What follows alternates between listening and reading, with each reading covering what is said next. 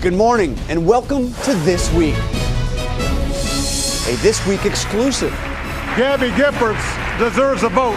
The families of Newtown deserve a vote. After Obama's appeal on guns, immigration, and the minimum wage, how will Republicans respond? We'll ask Congressman Paul Ryan here live only on This Week. Plus, how is President Obama going to get any of this out of Congress? White House Chief of Staff Denis McDonough is here. Then, the debate time for Senator Hagel is not yet over. Hagel on hold. And wait out tonight. Was this really a big deal? Don't worry, Senator Rubio. Nobody noticed that you gave a speech. Our Powerhouse Roundtable takes on all the week's politics. George Will, Democratic Congressman Joaquin Castro, former Speaker of the House Newt Gingrich, Ruth Marcus from the Washington Post, and former Romney advisor Stuart Stevens. From ABC News, This Week with George Stephanopoulos. Reporting from the Newseum in Washington, Chief White House Correspondent Jonathan Karl. Hello again. George is off today. It's great to have you with us. In a This Week exclusive, Congressman Paul Ryan is standing by to join us live. But first, a major political story breaking overnight. A new report from USA Today with what the paper says is a draft of the White House immigration proposal. According to the report, the plan includes allowing undocumented immigrants to apply for legal status with a pathway to citizenship after 8 years. It also expands E-Verify and border security. Joining us now to talk about this is the new White House Chief of Staff, Denis McDonough. Thank you for joining us. Thanks for having me, John. This hit with a thud as far as Marco Rubio is concerned. He said late last night in a statement, quote, "This legislation is half-baked and seriously flawed. It would actually make our immigration problems worse. If actually proposed, the president's bill would be dead on arrival in Congress, leaving us with unsecured borders and broken legal immigration system for years to come." Let's be honest. There is no passing an immigration bill without Marco Rubio. How could the White House be working on a draft without Republican input? John, the president has always approached this question of immigration reform from four principles. One, let's make sure that the border is secure. Two, let's make sure that we enforce on businesses who are gaming the system, enforce their requirements to live up to the law. Three, make sure that we are reforming legal immigration so that we can use it to make sure that those who have come here legally have a reasonable option. And we've not proposed anything to Capitol Hill yet. We've got a bill. We're doing exactly what the president said we would do last month in Las Vegas, which is we're preparing. We're going to be ready. We have developed each of these proposals so we have them in a position so that we can succeed. Because the fact of the matter is, John, as you know as well as I do, going back to 2001, this has been a priority for many Congresses. So let's make sure that they get this thing done. And they're up there working on it right now.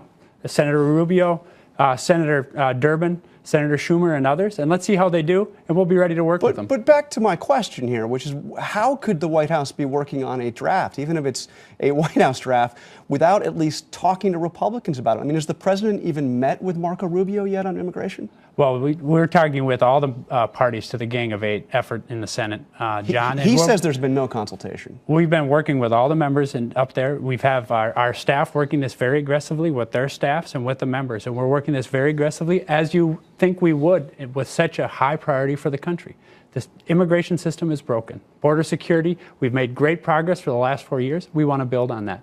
And we're going to continue to work with Senator Rubio and others on this. But he says it's dead on arrival if it's proposed. Well, let's make sure that it doesn't have to be proposed. Let's make sure that that group up there, the Gang of Eight, makes the good progress on these efforts as much as they say they want to. And that's exactly what we intend to do, to work with them. But what do you say to Marco Rubio on this? I mean, he's saying half-baked, flawed. What do you say to him? How do you do some damage control on this? Well, I'm not going to get engaged in a kind of a back and forth, as is kind of often the practice here in Washington, a big kind of political scrum, even before we've had actual proposal of... It's already here. I mean, he started it, right? Look, I'm not going to engage, as I said, in some kind of back and forth. What I am going to do is make sure that our team is doing exactly what the president has demanded us to do and what he said to the country in the State of the Union the other night, which is we have to make progress on immigration reform. We should enact this year, and the president will continue to work with the team to make sure that happens. Okay, I want to move to the other big battle you have coming up right now with Congress, the so-called sequester, these automatic spending cuts.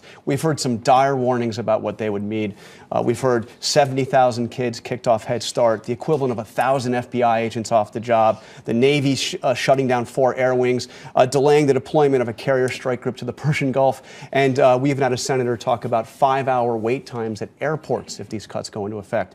So tell me, straight with me, how bad will it be if this happens? Well, you didn't even raise the thing that concerns the president most about the sequester, which is we've seen pretty good economic activity over the course of the last several months. The housing market is healing. The stock market is coming back. You've seen consumer confidence restored.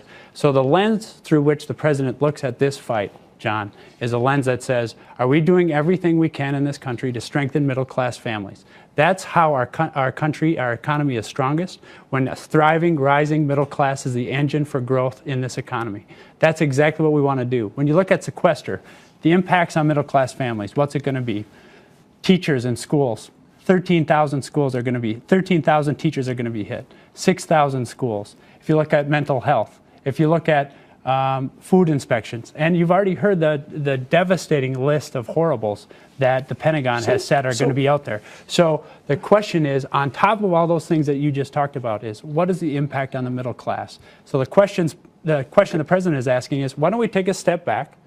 Let's fix this in the kind of balanced way the president has proposed and the Senate Democrats have proposed, with a reasonable amount of spending cuts and a reasonable amount of revenue raisers, so that we can get this thing done and move on to the business of the country. But help me understand, because we have a budget. Let's look at exactly what this is. $85 billion this year out of a budget of $3.8 trillion. You can see just a small slice. And then if you look at the sequester over 10 years, we're talking about $1.2 trillion out of $47 trillion in projected government spending. Is it really impossible to find less than 3% of savings in a federal budget without making those kind of horrible cuts? You know what? It's not impossible, and that's exactly what the president has done over the last year. $2.5 trillion in deficit reduction. He's ready to do another $1.5 trillion to get up to the $4 trillion target that economists across the country tell us is needed to stabilize the debt over the next 10 years. So that's exactly what the president has done, working with Democrats and Republicans. But you're going to insist on tax increases, right? Well, we're going to insist on doing this in a balanced way. Which means tax increases. We're going to insist on doing this in a balanced way. A way that allows us to maintain the kinds of investments that middle-class families in this country rely on, John. We were just talking about our families, our kids. You know what? We're not going to put at risk the education investments in this country because we can't get together to resolve this in a balanced way. This is not an ideological effort, John. This should not be a social science experiment. This should be a question where we ask ourselves, what is most important to the economy? What is most important to the middle-class families of this country? And that's the way the president's going to do this. Okay, we're almost out of time. Very quickly, 2 other things. Yeah. Chuck Hagel, the nomination delayed. Also, CIA director, your nominee, John Brennan, looks like he'll be delayed. Is this a threat to national security? This is a grave concern. If you look at Chuck Hagel, decorated war veteran himself, war hero, Republican senator, somebody who over the course of the last many years, either as a Republican senator or as the chairman of the president's Intelligence Advisory Board, I've worked with very closely.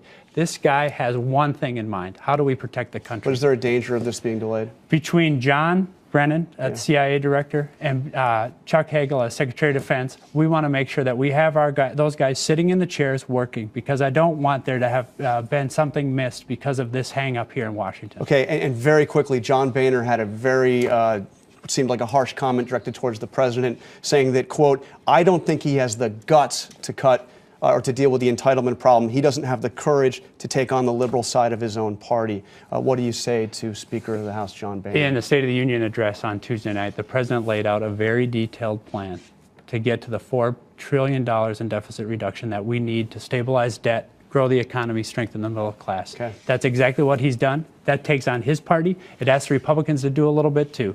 And that's what we're going to continue to do. All right, Denis McDonough, brand new White House Chief of Staff. Thank you for coming here on This Week. Thanks so much for having me, John.